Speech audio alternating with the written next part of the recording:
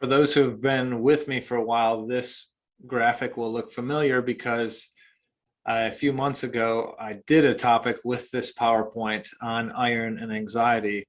And today is not specifically on iron and anxiety, but on iron overload. And this PowerPoint relates to that and will help me report the new information to you. And I've actually updated this PowerPoint with the new information since the last time we had this talk. So it's not specifically on iron and anxiety, but more focused today on iron overload in general. And for those who haven't been here before, if you're watching this after the recording and you don't work with me, this is not medical advice. This is just information purposes. Don't take action on this without speaking to your presiding provider. And so when we're talking about iron and iron overload, iron is important because iron carries oxygen. Oxygen becomes energy for every tissue. In the brain is no exclusion there. The brain takes 20 to 30% off the top of our energy sources. So that would be oxygen, which becomes ATP in the mitochondria, and glucose, which becomes energy for us through the Krebs cycle and various metabolic pathways. And so if we have an issue in delivering anything that's required by cells, we can have health challenges. We're going to keep it to iron in this video because I want to, and it's my video. So iron's important because iron carries oxygen. Low iron promotes fatigue and inflammation and neurocognitive symptoms. Iron overload can promote all kinds of symptoms depending on where the iron is being deposited in the body.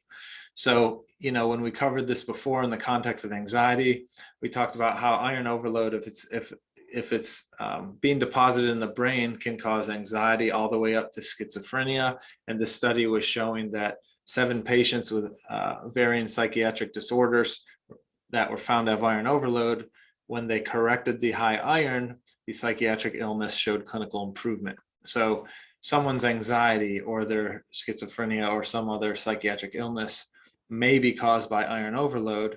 And if we're not looking there, they may never get the help that they need. And it is not standard in conventional medicine to run an iron panel and look at people's iron.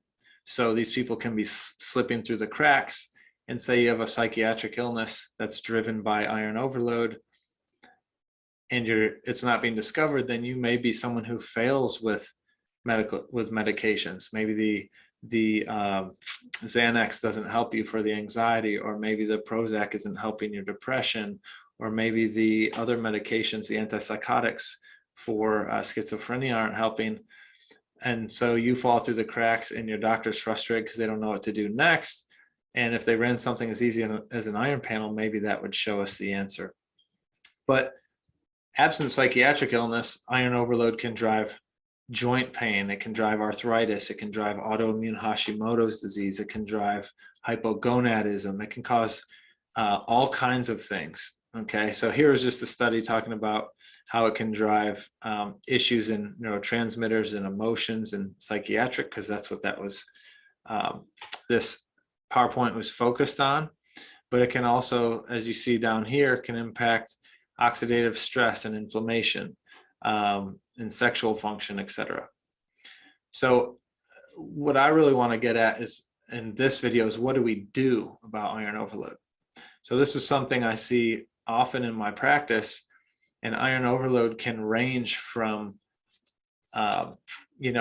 slightly high iron, or what we'd say is functionally high iron, all the way to hereditary hemochromatosis, which is the genetic iron storage disease. And that's where people store so much iron that they are literally aging too fast, and they die by age 65 if it's not caught. If it is caught, they can live a normal life if they're unloading the iron at periodic intervals through blood donation and different oral strategies, chelation strategies. So I want to cover some chelation strategies that can help people with iron overload. The hemochromatosis patients need the therapeutic phlebotomy. That's the only way they're going to pull off enough iron to extend their life most times. But the iron overload people, I've seen a lot of patients with iron overload where just chelating the iron or pulling it out with oral substances, natural substances, is enough to save that person. So in this PowerPoint previously, I showed you that naringenin is one substance that is found in citrus fruit that can help chelate iron or pull it out of your body and lower iron levels. Go back and watch the video if you want to see more detail on these two. But another one is CBD oil helps reduce iron. But the updates to this PowerPoint are these next 3 slides. And this isn't new information for me. The lactoferrin I've been using since before I made the last PowerPoint. I don't know why I didn't put it in there, but here it is in the update. So if you've got iron overload, lactoferrin is a natural glycoprotein that our body makes that can chelate iron for you and decrease inflammation for you. And so there's human lactoferrin, which obviously we make. And then there's bovine lactoferrin, which cows make. And this study shows that not only is lactoferrin an antimicrobial, an antibacterial, but it's also an iron chelator. And you can see in the red that I highlighted that the bovine lactoferrin inhibits intracellular iron overload, which is an unsafe condition, enhancing susceptibility to infections as well as anemia of inflammation. So if you have iron overload, you're more prone to aging, more prone to infection, more prone to inflammation. If we take lactoferrin, you can chelate that iron and drive iron balance or iron homeostasis, and be less susceptible to infection, less inflamed, more antioxidant driven. So lactoferrin is one thing you can use. I use it often in my practice and get great results with it. Now, these next 2 studies I'd like to thank William for. And he's a practice member, and he's a citizen scientist, I would say. And for his own reasons, he's been looking up natural iron chelators, and he came across these 2 studies and made me aware of them. And I thank him for that. And so do all future people who are helped by them. Credit goes to him. So this study shows us alpha lipoic acid is an iron chelator. Okay, so it reduces iron toxicity and oxidative stress in iron overload. And you can see that in people with iron overload, the study says iron chelation therapy represents a pivotal therapy for those patients during their lifetime. Iron overload patients, including hemochromatosis, thalassemia patients, myelodysplastic syndrome patients, or just anyone with iron overload. And again, if we go down to the red, you can see alpha lipoic acid possesses excellent iron chelating properties that may be exploited in a clinical setting for organ preservation. Well, how is it preserving organs? Well, the iron has to deposit somewhere. So if the iron deposits in your liver as ferritin, you can have liver sclerosis and liver damage from the oxidative stress from that. If iron deposits in the brain, you could have anxiety or schizophrenia. You could have neurodegeneration leading to Parkinson's disease. Depending on the organ and tissue it deposits in, that's where the symptoms will show up. So this study shows alpha lipoic acid is an excellent iron chelator and can promote preservation of the organs where that iron would be deposited. And then the most recent study I have is this one here, which is talking about green tea's influence on iron overload. And I want to switch now from PowerPoint to the actual PDF of the study so that we can glean as much information as possible from it.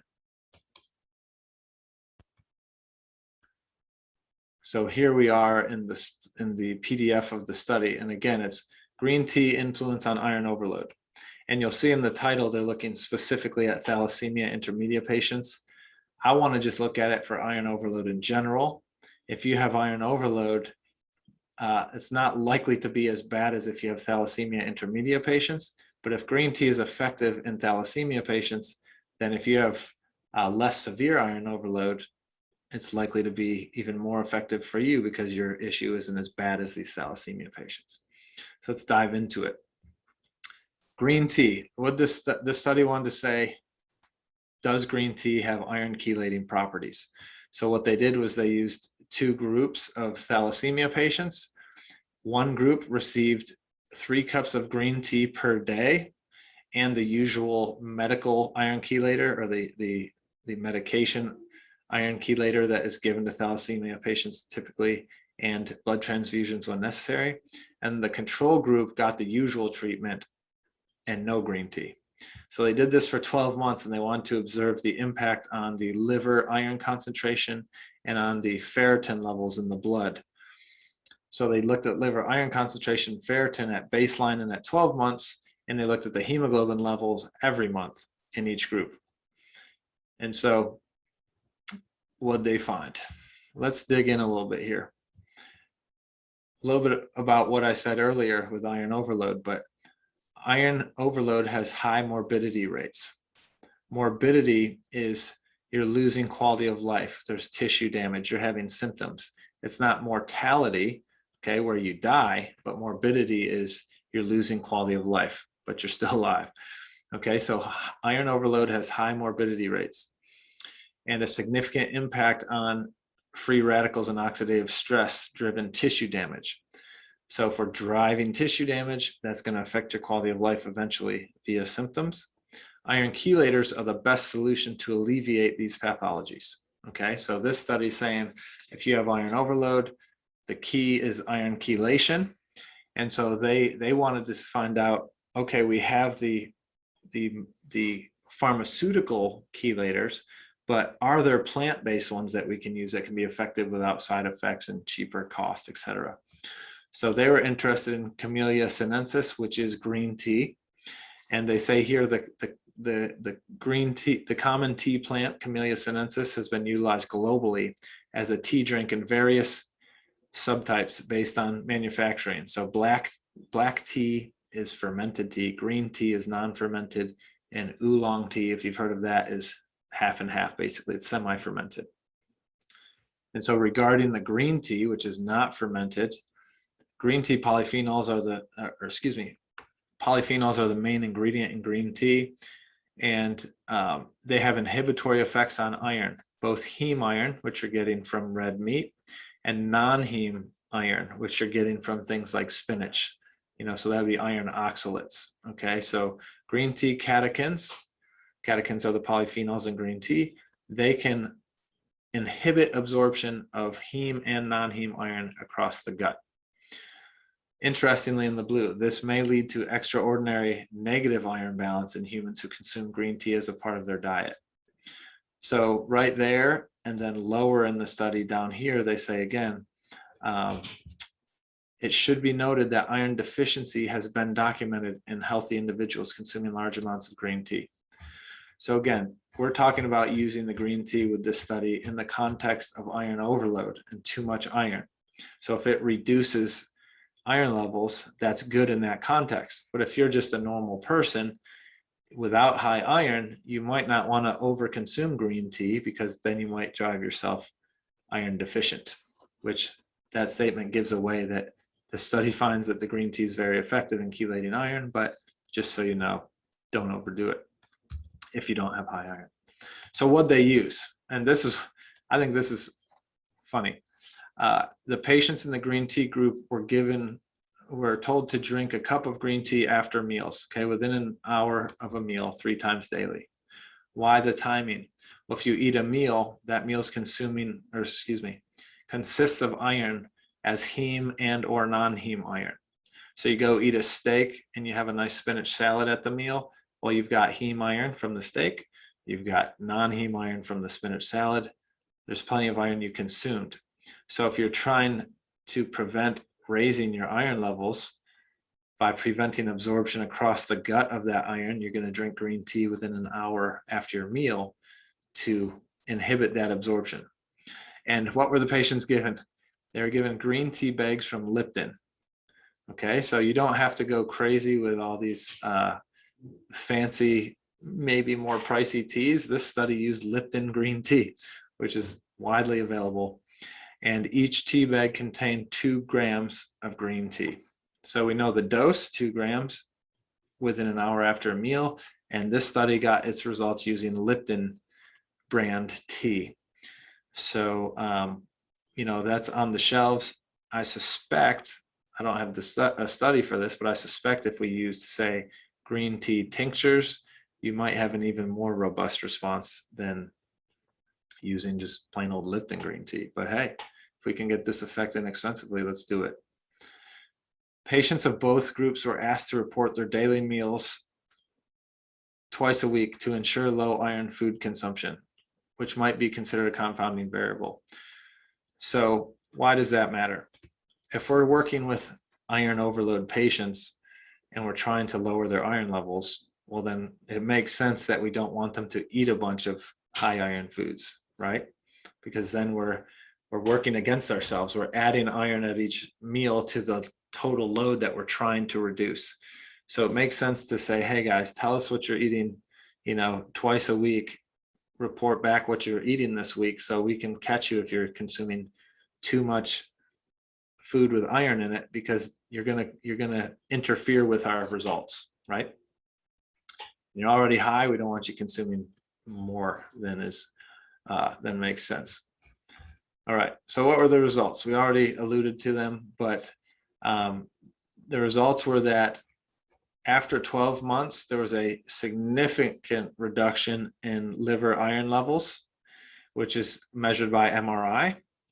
So there's a huge reduction in the green tea group of liver iron levels as measured by MRI, and there was a huge reduction in serum ferritin levels as measured in the blood. And so the average reduction in ferritin was 1,200, I believe, 1,289 in the treatment group and 871 in the control group. So the control group had an average reduction in their serum ferritin by 871 with pharmaceutical, iron chelation medication, and blood transfusion. The green tea group had 1,289 on average reduction with pharmaceutical chelation, blood transfusion, and green tea consumption. So the green tea consumption appears to have made an extra 400 plus nanograms per milliliter of ferritin difference. Is that a big deal? Yes, because if you look at ferritin normal ranges on your labs, the lab reports it normal as 15 to 400, which is a ridiculous range, of course. But, if normal is 400, then having a 400 nanogram per milliliter difference between the groups is a whole normal range difference, right? So that's huge. So that's essentially what we want to say about that. And the last thing here would be physicians have several challenges when using medications to eliminate excessive iron. So here's where they're talking about if we're using pharmaceutical iron chelators, here are the challenges doctors have, including type of the medication, what dose should the patient be on, and the expected adverse effects, and the best time to start it. So these authors said, therefore, the need for naturally mediated iron chelator based on plants is increasing, and we found that green tea seems to be one of the best available options to accomplish this goal. So I think this is great. I'm biased because I see patients with this frequently, but again, it's another tool in the tool belt to use, and it's a natural tool in the tool belt to use to help people with iron overload reduce those iron levels and impact positively a whole host of possible symptoms, again, from arthritis to autoimmune thyroid issues to anxiety to neurodegenerative issues to joint pain to hypogonadism. So this can be very, very impactful for those people. And as you saw in this study, done very inexpensively by purchasing some Lipton green tea.